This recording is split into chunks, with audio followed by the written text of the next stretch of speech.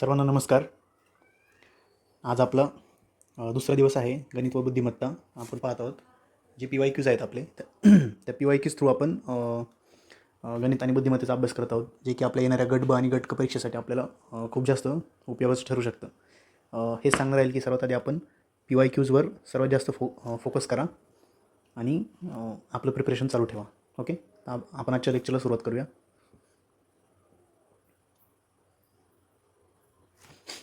First question पहा. आता काय म्हटलं आहे, एक सायकल स्वार उत्तरेकडे 30 किलोमीटर अंतर गेला, त्यानंतर पूर्वेकडे वळून 40 किलोमीटर अंतर गेला, त्यानंतर तो आपल्या उजवीकडे वळून 20 किलोमीटर अंतर गेला, त्यानंतर पुन्हा उजवीकडे वळून 40 किलोमीटर अंतर गेला, तर तो आपल्या सुरुवातीच्या जागेपासून किती अंतरावर आहे.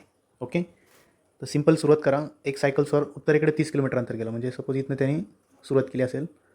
उत्तरेकडे आपण कन्सिडर करूया, हे 30 किलोमीटरचं अंतर आहे. त्यानंतर पूर्वेकडे वळून तो 40 किलोमीटर गेला. ओके, पूर्वेकडं या दिशेला पूर्वेकडे वळून तो 40 किलोमीटर अंतर गेला. त्यानंतर तो आपल्या उजवीकडं म्हणजे क्लॉकवाईज. एक गोष्ट लक्षात ठेवा, उजवीकडे जेव्हा वळतो तेव्हा आपण क्लॉकवाईज या दिशेने वळतो आणि डावीकडे वळतो तेव्हा आपण अँटी क्लॉकवाईज अशा दिशेने वळतो. तो उजवीकडे म्हणजे क्लॉकवाईज ही खाली येईल आता तो. तर त्यानंतर तो उजवीकडे वळून 20 किलोमीटर आला. आता 20 किलोमीटर एक अंदाजे इथपर्यंत असेल, कारण हे जे डिस्टन्स आहे आपलं हे 30 किलोमीटरचं डिस्टन्स आहे, राईट. त्यानंतर पुन्हा उजवीकडे म्हणजे परत क्लॉकवाईज आता ह्या दिशेने वळून. ओके, ह्या दिशेने वळून तो किती परत 40 किलोमीटर अंतर त्यांनी कवर केलं. ओके, म्हणजे 40 किलोमीटर अंतर परत इकडं आला, म्हणजे थोडक्यात तो इथं आला. हे 40 इथपर्यंतच का घेतलं आपण, कारण हे वरती पहा हे अंतर 40 किलोमीटर आहे म्हणून इथपर्यंत आला. म्हणजे आता हे जर 20 असेल तर हे जे अंतर असेल इथनं इथपर्यंत हे अंतर 20 असेल, आणि हे पूर्ण अंतर 30 किलोमीटरचं आहे, आधीच आपण पाहिलं होतं. मग हे आता हीच त्याची सुरुवातीची जागा आहे. ही सुरुवात त्यांनी इथं केलं होतं आणि सुरू आणि शेवट त्यांनी इथं केलेलं आहे. म्हणजे हे जे डिस्टन्स आहे ते 10 किलोमीटरचं डिस्टन्स आहे. कारण आपल्याला तेच विचारलं आहे की तो सुरुवातीच्या जागेपासून किती अंतरावर आहे. तर पर्याय क्रमांक 2 10 किलोमीटर. मग डिरेक्शन्सचे जे गणित असतात ते खूप सोपे असतात. थोडं फक्त आपण अटेंटिव्ह राहून त्याच्याकडे पाहायचं आहे. नेक्स्ट क्वेश्चन पाहूया. काय म्हटलं आहे, गेल्या रात्री मी प्रश्नमंजुषेमध्ये भाग घेतला आणि माझ्या संघाने पहिले बक्षीस जिंकले. प्रश्नमंजुषेत 3 फेऱ्या होत्या. ओके, म्हणजे 3 राऊंड्स होते, राईट. राऊंड 1, राऊंड 2 आणि राऊंड 3. ओके, पहिल्या फेरीत प्रत्येकी 1 गुण असणारे 20 प्रश्न होते. आता इथं नंबर ऑफ क्वेश्चन्स लिहूया आपण त्याचे आणि इथं मार्क्स लिहूया. तर प्रत्येक फेरीत म्हणजे पहिल्या फेरीमध्ये प्रत्येकी 1 गुण असणारे एकूण 20 सोपे प्रश्न होते. म्हणजे क्वेश्चन्स किती होते इथं 20, आणि प्रत्येकाला मार्क किती होते 1, म्हणून असे टोटल 20 मार्क्स इथं होते. दुसऱ्या फेरीत म्हणजे सेकंड राऊंडमध्ये 2 गुण असणारे 20 मध्यम प्रश्न होते. 2 गुण, आता मध्यम प्रश्न आहेत ते, परत 20च प्रश्न आहेत परंतु प्रत्येकाला गुण 2 आहेत, म्हणून टोटल 40 मार्क्सचा तो राऊंड होता. तिसऱ्या फेरीमध्ये प्रत्येकी 5 गुण असणारे 20 कठीण प्रश्न होते. ओके, प्रश्न संख्या 20च आहे, फक्त ते प्रत्येकाला 5 गुण असल्यामुळे टोटल गुण याचे होतात 100. म्हणजे एखाद्या टीमचे सर्व क्वेश्चन जेव्हा बरोबर येतील तेव्हा त्यांना किती मार्क मिळतील, तर 160 मॅक्सिमम मार्क त्यांना मिळू शकतात. आता आमचे जिंकण्यासाठीचे गुण 138 होते. ओके, म्हणजे ही जी टीम आहे, गेल्या रात्री मी ज्यांनी कोणी प्रश्न म्हणजे मंजुषेमध्ये भाग घेतला असेल क्विजमध्ये, तर त्याला 138 गुण पडले. म्हणजे आपल्याला गुण किती पडले 138. 160पैकी 138 गुण पडलेलं आहे, म्हणजे काहीतरी आपलं चुकलेलं आहे. ओके, आम्ही फक्त 9 उत्तरे चुकीची दिली. म्हणजे टोटल क्वेश्चन्स किती आपल्याकडे आता पाहिलं तर टोटल 60 क्वेश्चन्स आहे आपल्याकडे. यापैकी चुकीचे उत्तर किती दिले, हे 138 मार्क्स मिळवण्यासाठी 9 क्वेश्चन्स हे चुकलेले आहेत. ओके, आता दुसरे बक्षीस मिळालेल्या संघाला याच्यामुळे चिड आली, कारण त्यांचे कमी प्रश्न चुकले होते. परंतु आमच्या सुदैवाने हे थोडंसं लाजीरवाणं असणे, आता हे भाग तुम्हाला डायवर्ट करण्यासाठी दिलेला आहे, त्यामुळे त्याच्यावर जास्त फोकस करू नका. इतर 2 फेऱ्यातील प्रत्येकीच्या तुलनेत पहिल्या फेरीमध्ये सोपे प्रश्न आमचे जास्त चुकले होते, बरोबर. दुसरी जी टीम आहे त्यांचे अवघड प्रश्न जास्त चुकल्यामुळे त्यांचे जास्त मार्क वजा झाले असतील, आणि मी म्हणजे ह्या क्वेश्चनमध्ये जे मी म्हटलं आहे तर त्याला काय झालेलं आहे, त्यांचे सोपे प्रश्न जास्त चुकले असतील म्हणून त्यांचे मार्क कमी वजा झाले आणि ते जिंकले. तर आम्ही चुकीची उत्तरे दिलेल्या पहिल्या फेरीतील प्रश्नांची संख्या ओळखताच सांगितले त्यांनी. म्हणजे आम्ही पहिल्या फेरीत किती क्वेश्चन चुकीचे दिले होते, राईट. थोडक्यात जर आता आपल्याला ऑप्शनमधनं गेलं तर बेटर राहील. किंवा दुसरी एक गोष्ट लक्षात ठेवा, सपोज मी पहिल्या फेरीमध्ये X1 हे क्वेश्चन चुकीचे दिले किंवा X क्वेश्चन चुकीचे दिले, दुसऱ्या फेरीत Y चुकीचे दिले, आणि तिसऱ्या फेरीतील चुकलेले माझे क्वेश्चन Z असतील, तर आपल्याला माहिती आहे तिघांची बेरीज किती आली पाहिजे, 9 आली पाहिजे. का, कारण माझे 9च क्वेश्चन चुकलेले, राईट. म्हणजे X + Y + Z बरोबर 9. हे तर आपलं एक इक्वेशन बनतं आहे. दुसरी गोष्ट, मला मार्क्स जे मिळाले आहेत, राईट. आता बघा आपल्याला तेच ओळखायचं आता की माझे पहिल्या फेरीत किती चुकलेले. तर याच्यामध्ये ऑप्शनने केलेलं बेटर राहील. त्याच्याआधी आपण काय करूया, सोडून घेऊया की सपोज माझे एक्स क्वेश्चन चुकलेले म्हणजे 20पैकी एक्स चुकलेले आहेत, राईट. तर मला जे मार्क्स मिळतील पहिल्या फेरीमध्ये 20 - एक्स एवढे मार्क्स मिळतील, राईट. आणि का आणि गुणिले 1 का त्याला, कारण एका मार्काला एक क्वेश्चन आहे.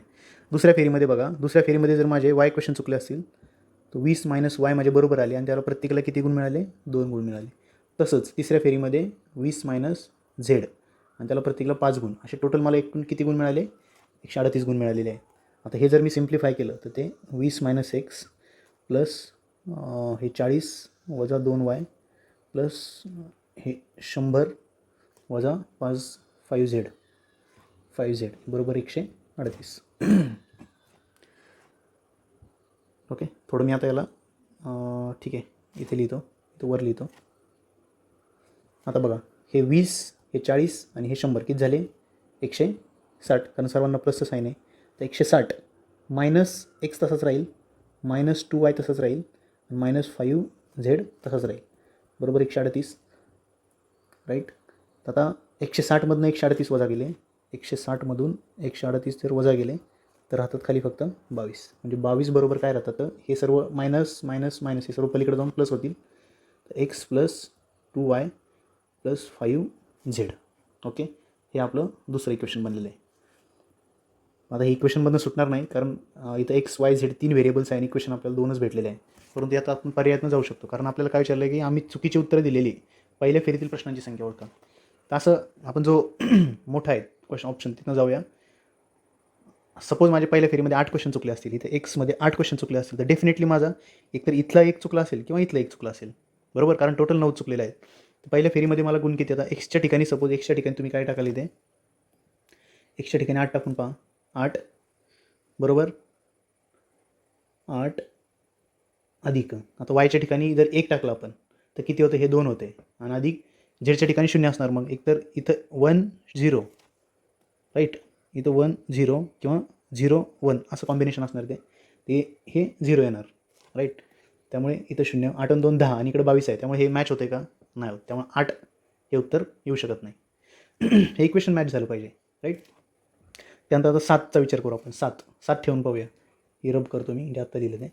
आता 7 ठेवून जर आपण पाहिलं, 7मध्ये आता 22 इक्वल्स ठेवूया. म्हणजे सपोज माझे पहिल्या फेरीत 7 चुकले, इथं 7 चुकले असतील, तर एकतर इथं 1 चुकला असेल, इथं 1 चुकला असेल, किंवा इथं 2 चुकले असेल, इथं 0 चुकला असेल, किंवा इथं 0 चुकला असेल, इथं 2 चुकला असेल.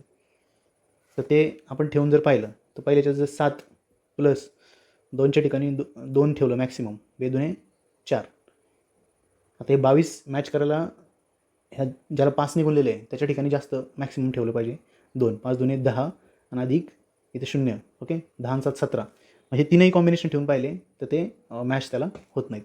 परंतु आता बघा, 5 जर आपण ठेवले म्हणजे इथं माझे 5 चुकले सपोज, ओके, एक्सच्या ठिकाणी किती माझे 5 चुकलेले आहेत, इथं 5 चुकले, तर एक्सच्या ठिकाणी 5 ठेवूया, अधिक असं समजा इथं 2 चुकले आणि इथे 2 चुकले, तर 2 दुणे इथं 4 येतं आणि 5 दुणे 10 येतं. ओके, हे बसत नाही ऑप्शन. पण इथं जर आपण 3 दिले आणि इथे 1 दिला, म्हणजे जे 5 पहिल्या राऊंडमध्ये चुकले, दुसऱ्या राऊंडमध्ये 1 चुकला आणि तिसऱ्या राऊंडमध्ये 3 चुकले, हे जर कॉम्बिनेशन आपण इथं बसवलं तर 5 गुणिले 3 अधिक 2 गुणिले 1 अधिक 5, म्हणजे हे 5 अधिक 2 गुणिले 1 2 अधिक 5 त्रिक 15, बरोबर बघा 15 आणि 5 20, 20 आणि 2 22, म्हणजे हे 22 आणि हे 22 मॅच झाले. तर हे प्रयत्न केलं की आपल्याला सोपं होतं. आता हे समजून सांगितलं, अशा प्रकारचे प्रश्न तुमच्यासमोर आले तर कदाचित तुम्हाला ते सोडवायला अजून सोपे बनतील. ओके, तर पर्याय क्रमांक 2 हे आपलं उत्तर बरोबर आहे. नेक्स्ट पहा, पुढचा क्वेश्चन काय सांगितलं आपल्याला. सान्वी ही पौर्णिमाची मुलगी आहे, शिल्पा ही सान्वीची आत्या आहे, मिलिंद हा शिल्पाचा एकुलता एक भाऊ आहे, तर शिल्पा ही पौर्णिमाची कोण आहे असं म्हटलं आपल्याला. आपण पहिल्या लेक्चरमध्ये पण पाहिलं होतं, आपण जेव्हा भाऊ बहिणीसाठी आपण इक्वल्स टू साईन वापरणार आहोत, त्यानंतर नवरा बायकोसाठी प्लसचं साईन वापरणार आहे, आणि हा याचा मुलगा आहे किंवा तो त्याचा मुलगा आहे किंवा मुलगी आहे यासाठी आपण डाऊनवर्ड ॲरोचा वापर करणार आहोत. सान्वी ही पौर्णिमाची मुलगी आहे, म्हणजे पौर्णिमा ही असेल तर सान्वी काय आहे, तिची मुलगी आहे, राईट, म्हणजे ही फिमेल आहे. त्यानंतर शिल्पा ही सान्वीची आत्या आहे, शिल्पा ही सान्वीची आत्या आहे, शिल्पा ही, आता पौर्णिमा ही फिमेल कळते आपल्याला लगेच. आता इथं फिमेल वगैरे लिहायची गरज नाही, कारण ते नाव देतानाच त्यांनी काय दिलेलं आहे, पौर्णिमा. आता शिल्पा ही सानवीची आत्या आहे, म्हणजे सानवीची काय असणार ती आत्या. आत्या म्हणजे काय, वडिलांची बहीण, राईट. म्हणजे ही पौर्णिमा असेल तर तिचा नवरा जो असेल तो कोणतरी असणार आहे, आणि त्याची बहीण कोण आहे, शिल्पा. हा लक्षात, शिल्पा झाली आता सानवीची आत्या. ओके. त्यानंतर मिलिंद हा शिल्पाचा एकुलता एक भाऊ, म्हणजे ही शिल्पा जी आहे तिचा एकुलता एक भाऊ कोण आहे, मिलिंद आहे. पण आपण आत्ताच पाहिलं की हा जो नवरा आहे, पौर्णिमाचा नवरा, त्याची बहीण शिल्पा आहे. म्हणजे शिल्पाला जर एकच भाऊ असेल तर तो डेफिनेटली कोण असणार, हा मिलिंद असणार. ओके. म्हणजे पौर्णिमाचा नवरा मिलिंद आहे तो. आता काय विचारलं, शिल्पा ही पौर्णिमाची कोण आहे, शिल्पा ही पौर्णिमाची कोण आहे, ही नणंद झाली आणि ही भाऊजाई झाली. तर शिल्पा ही कोण आहे, नणंद आहे. ओके, भावाची बहीण, नवऱ्याची बहीण, त्यामुळे नणंद हे उत्तर बरोबर आहे. अशा पद्धतीने हे ब्लड रिलेशन्स जे आहेत आपण ते सॉल्व करू शकतो. हे आपण आयोगाचेच क्वेश्चन्स घेतले आहे. तुम्हाला जर मराठीमधील पेक्षा इंग्लिशमध्ये वाचणं जास्त सोपे जात असेल, किंवा काही प्रश्न मराठीमध्ये काही प्रश्न इंग्लिशमध्ये, त्याचे देखील तुम्ही पण फक्त प्रॅक्टिस करताना तशी प्रॅक्टिस करा. पुढचा प्रश्न पहा, एक्सचे 12.5% बरोबर 25चे 8% होय, तर एक्सची किंमत काढा. सोपं आहे. एक्सचे 12.5% लिहूया आपण. एक्सचे म्हणजे चाचीचे म्हणजे गुणाकार असतो. एक्सचे 12.5%, 12, आता याला 12.5% असं पण लिहू शकतो आपण, कारण वन हाफ म्हणजेच 0.5 असतं. इक्वल्स टू 25चे किती म्हटलं आपल्याला, 8%. आता टक्के म्हणजे काय असतं, डिवायडेड बाय 100. इथं पण ते आपण सिम्प्लिफाय करून घेऊया. बरोबर चिन्हाच्या दोन्ही साईडला 100 आहे आणि गुणाकारात आहे, भागाकारात आहे, तर ते कट झाले. ओके. आता म्हणजे 12.5 गुणिले एक्स इक्वल्स टू 2500 गुणिले 8 असं होतं. तर एक्स बरोबर काय असेल, हे 12.5% इकडं डिवाइडला येणार, 12.5. म्हणजे थोडक्यात इथं लिहूया आता आपण, 2500 गुणिले 8 भागिले 12.5. आता हे घरी इकडं सरकवायचं आपल्याला. ओके, दशांश चिन्ह इकडं सरकवायचं, त्याला गुणिले 10 करायचं. इथं गुणिले 10 केलं तर वरती देखील गुणिले 10 करावे लागेल आपल्याला. तर मग पुढची स्टेप जी होईल ती आपली फक्त इथला, ठीक आहे, ती तशीच ठेवूया. नेक्स्ट स्टेपला काय होईल आपल्याला, 2500 गुणिले 8 गुणिले 10 भागिले 125 होईल. आता 25 गुणिले 5, 25 1 25, 100. ओके. नंतर 5 1 5, 5 2 10, तर 100 गुणिले 8 800 गुणिले 2 बरोबर 1600. तेव्हा पर्याय क्रमांक 3 1600 हा उत्तर बरोबर असणार आहे. एक्सची किंमत काय आली, 1600. तर अशा पद्धतीने प्रॅक्टिस असेल तर 10 ते 15 सेकंदात असे गणितं सुटतात आपल्याला. नेक्स्ट क्वेश्चन पहा, 17 दिवसांनी नेल्ली तिचा प्रकल्प सादर करणार आहे. आज मंगळवार 23 फेब्रुवारी 2019 आहे. नेली स्वतःचा प्रकल्प सादर करील तो वार निवडा. ओके. आज कुठला वार आहे, आज मंगळवार आहे. मंगळवार, तारीख किती आहे आज, 23/2/2019, राईट. आणि काय, नेली तिचा प्रकल्प कधी सादर करणार आहे, 17 दिवसांनी म्हणजे 17व्या दिवशी ती सादर करणार आहे. तर त्या दिवशी कुठला वार असेल असं आपल्याला विचारलेलं आहे.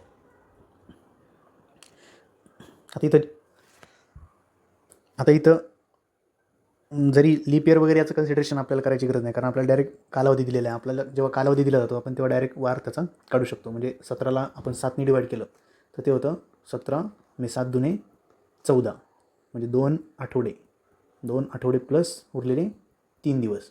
म्हणजे आपल्याला फक्त हे 3च दिवस पुढे जायचे असतात. आलं लक्षात.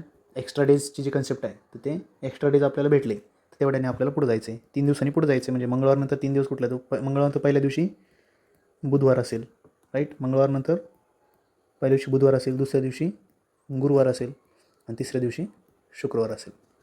बरोबर तिसऱ्या दिवशी म्हणजेच 3rd डेला म्हणजेच 17व्या दिवशी. आलं लक्षात. खूप सोपं आहे.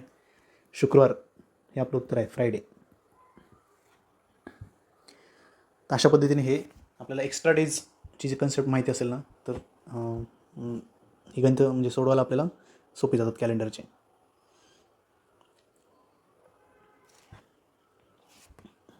पुढचा प्रश्न पहा, खालील वर्तुळालेख एका शहरातील साक्षर व निरक्षर पुरुष व महिला यांची शेकडेवारी दर्शवतो.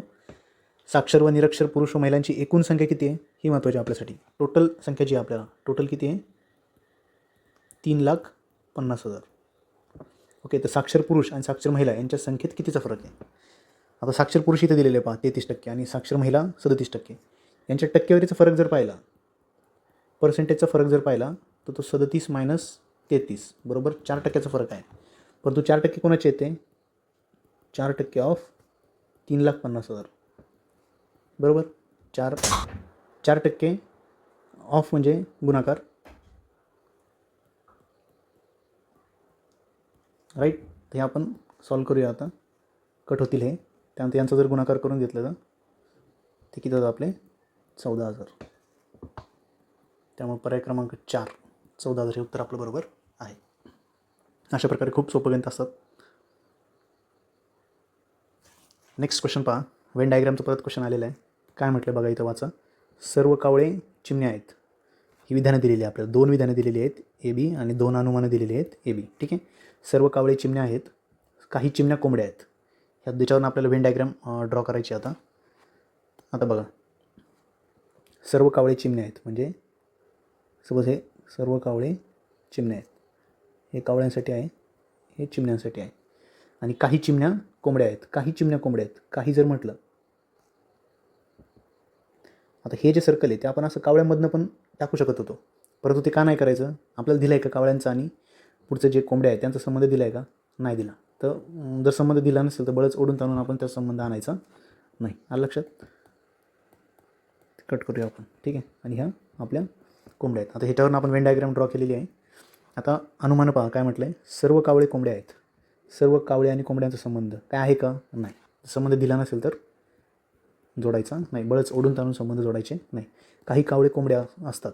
काही कावळे परत काही, सर्व असो किंवा काही असो, संबंध दिलेला नाही, ओढून ताणून संबंध जोडायचे नाही. त्यामुळे इथं दोनही आपली जी विधान आहेत ते चुकीचे आहेत. असा पर्याय क्रमांक बघा कुठला आहे? पर्याय क्रमांक 4. अनुमान A आणि B हे दोन्ही काय आहेत? असत्य आहेत. तर अशा पद्धतीने सिलॉलिझम्स याचे आपल्याला गणित सोडवायचे आहेत. नेक्स्ट आता हे एक कोडिंगचं एक आहे बघा. स्तंभ 1 म्हणजे हा कॉलम 1 आहे. अंकांच्या संकेतामध्ये केलेले आहे. स्तंभ 2 मध्ये लिहिलेले त्यांचे संकेत म्हणजे कोडिंग याच्यामध्ये दुसऱ्या याच्यात लिहिलेलं आहे. पण या अंकांचा क्रम वेगळा आहे. या अंकांचा क्रम मात्र काय वेगळा आहे. अक्षरांचा योग्य क्रम ओळखा. आता आपल्याला विचारलं आहे कशाचं? LJN. आता L कुठे कुठे? इथे L आहे पहा, इथे L आहे. तर आपण हे दोन्ही सॉल्व करायचा प्रयत्न करू. याच्यामध्ये फक्त एक L कॉमन आहे. याच्यामध्ये 9 आणि 9 कॉमन आहे बघा. तर हा 9 आणि हा 9 गेला. ठीक आहे. तो 9 म्हणजे Lसाठी काय आहे? Lसाठी डेफिनेटली 9 आहे. पर्यायात कुठं कुठं 9 आहे ते पाहून घ्यायचं. पर्यायात नाही आहे, याच्यात नाही आहे आणि याच्यात देखील नाही. तर पर्याय क्रमांक 2 डायरेक्ट आपल्याला उत्तर मिळून जातं. ठीक आहे. अशा पद्धतीने आपण हे काढू. आपल्याला उत्तर भेटलं. Done and dusted. बस. आपल्याला बाकी गोष्टींचा विचार करायचा नाही. वेळ वाया घालवायचा नाही. नेक्स्ट पहा काय म्हटलं आहे. A व B यांनी X ठिकाणापासून Y ठिकाणापर्यंत बसने प्रवास करायचं ठरवलं.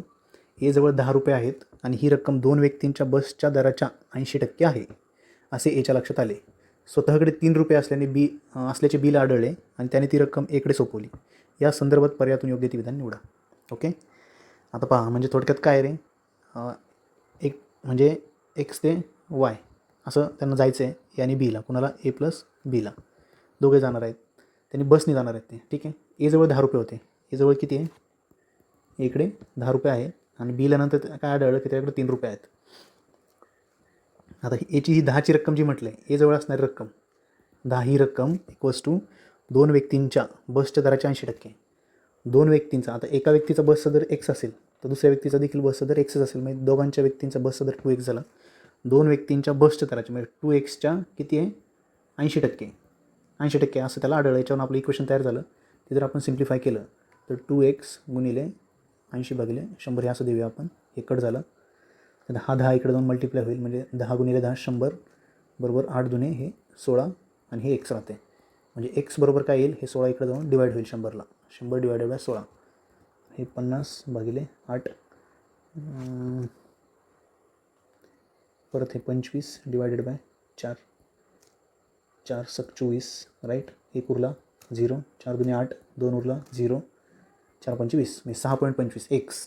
याची 6.25 आहे. Aला बसचं भाडं एवढं लागणार आहे आणि Bला देखील बसचं भाडं तेवढंच लागणार आहे. आणि दोघांना मिळून किती लागणार आहे तर 12.50. आता काय झालं, इकडे 10 रुपये होते, त्यानंतर बीने त्याच्याकडचे 3 दिले, म्हणजे इकडे टोटल 13 रुपये झाले आणि एने तिकीट काढलं. तर काय होईल, एला 2 तिकिटे घेण्यासाठी अजून 2 रुपयाची गरज आहे का? आहे का गरज? नाही. यांच्याकडे 13 रुपये आहेत, बसचं भाडं 12.50 आहेत, तर अजून 2 रुपयाची गरज नाही.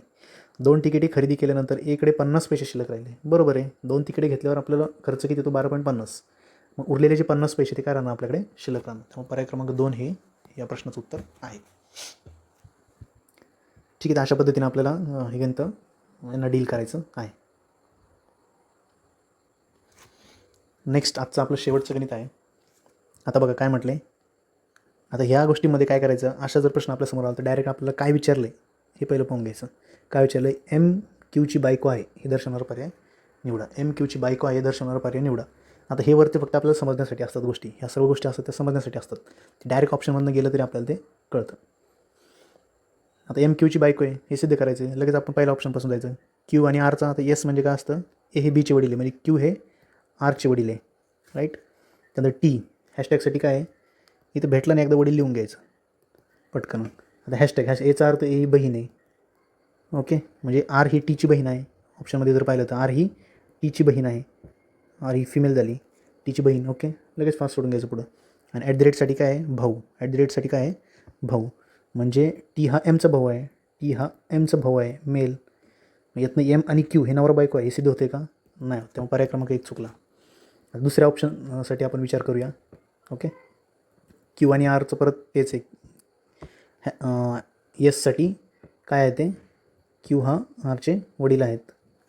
त्यानंतर ॲट द रेटसाठी काय आहे? ॲट द रेट भाऊ. ॲट द रेट म्हणजे भाऊ आहे, म्हणजे आर हा टीचा भाऊ आहे, आर हा टीचा भाऊ आहे, हा मेल झाला. त्यानंतर एम कोण आहे आता हॅशटॅग म्हणजे काय? बहीण. एम ही टीची बहीण आहे, सॉरी टी ही एमची बहीण आहे, ही फिमेल झाली एम. परत हे दोघं नवरा बायको आहे हे सिद्ध होत नाही.